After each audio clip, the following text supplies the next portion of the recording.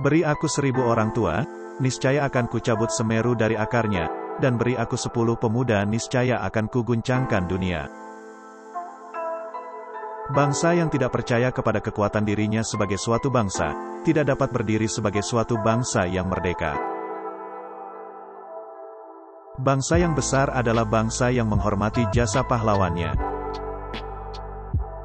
Negara ini, Republik Indonesia bukan milik kelompok manapun, juga agama, atau kelompok etnis manapun, atau kelompok dengan adat dan tradisi apapun. Tapi milik kita semua dari Sabang sampai Merauke. Barang siapa ingin mutiara, harus berani terjun di lautan yang dalam.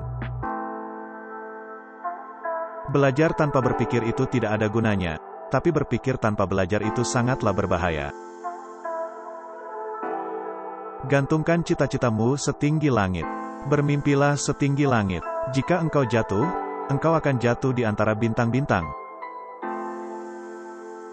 Bunga mawar tidak pernah mempropagandakan harumnya, namun keharumannya dengan sendirinya menyebar melalui sekitarnya. Menaklukkan ribuan manusia mungkin tidak disebut pemenang, tapi bisa menaklukkan diri sendiri disebut penakluk yang brilian. Laki-laki dan perempuan adalah sebagai dua sayapnya seekor burung. Jika dua sayap sama kuatnya, maka terbanglah burung itu sampai ke puncak yang setinggi-tingginya.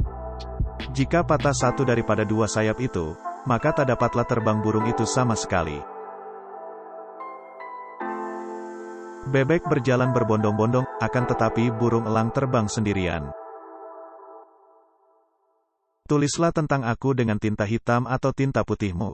Biarlah sejarah membaca dan menjawabnya. Nasionalisme tidak bisa berbunga jika tidak tumbuh di taman internasionalisme. Tidak ada satu negara yang benar-benar hidup jika tidak ada seperti kuali yang mendidih dan terbakar, dan jika tidak ada benturan keyakinan di dalamnya. Jika kita memiliki keinginan yang kuat dari dalam hati, maka seluruh alam semesta akan bahu-membahu mewujudkannya.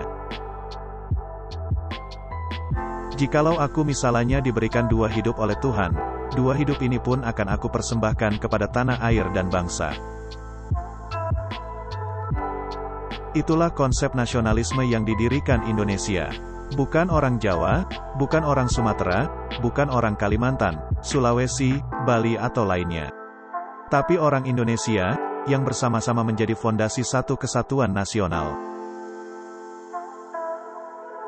Perjuanganku lebih mudah karena mengusir penjajah, tapi perjuanganmu akan lebih sulit karena melawan bangsamu sendiri.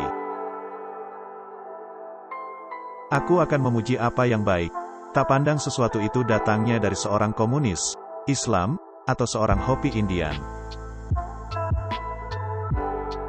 Jadikan deritaku ini sebagai kesaksian bahwa kekuasaan seorang presiden sekalipun ada batasnya. Karena kekuasaan yang langgeng hanya kekuasaan rakyat.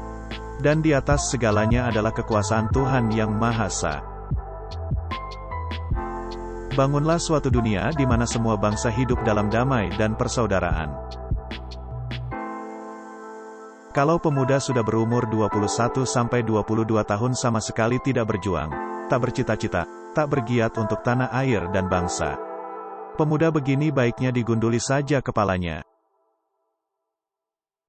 Hanya bangsa yang berani mengambil nasib dalam tangan sendiri, akan dapat berdiri dengan kuat. Aku ini bukan apa-apa kalau tanpa rakyat, aku besar karena rakyat, berjuang karena rakyat, dan aku penyambung lidah rakyat.